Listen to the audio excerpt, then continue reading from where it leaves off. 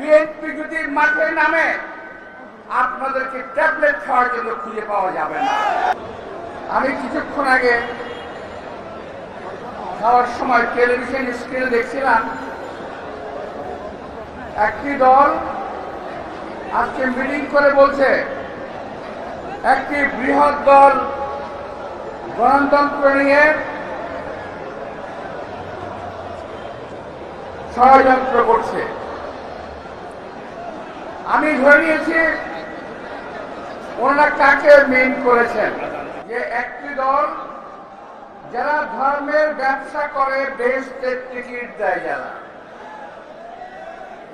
তারা বলছে একটি বৃহৎ দল এই দেশের গণতন্ত্র নিয়ে ষড়যন্ত্র করছে। আমি তার জবাবে বলতে চাই, এই আপনারা যারা এই কথা বলছেন আপনার দেশের স্বাধীনতা সার্বভৌমত্ব নিয়ে ষড়যন্ত্র করছেন। এই দেশের স্বাধীনতা বিএনপি নেতা শহীদ রাষ্ট্রপতি জিয়াউর রহমান সাহেবের নেতৃত্বে হয়েছিল। আজকে 7ই নভেম্বর আপনারা তাকে সেই দিনটিকে অশ্রদ্ধা জানিয়েছেন। এই দিন নিয়ে কোনো কথা বলছেন না, বলছেন একটি বৃহৎ দল ষড়যন্ত্র করছে।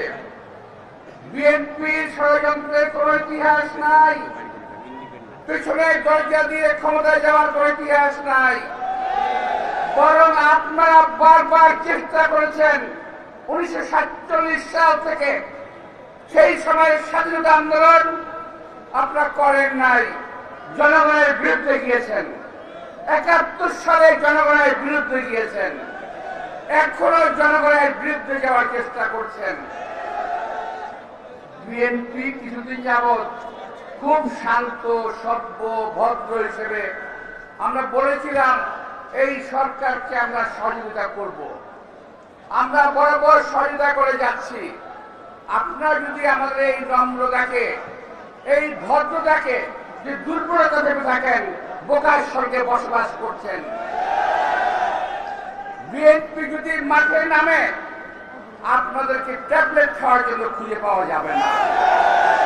আমরা বলে দিচ্ছি, আমরা হুঁশিয়ার করে দিচ্ছি, ষড়যন্ত্র থেকে সাবধান থাকেন। সনদ নিয়ে কি হয়েছে এই বিষয়ে আমাদের নেতা মির্জা ফখরুল ইসলাম সাহেব বলবেন। আমি বললে সময় নষ্ট হবে, আমি বলতে চাই না।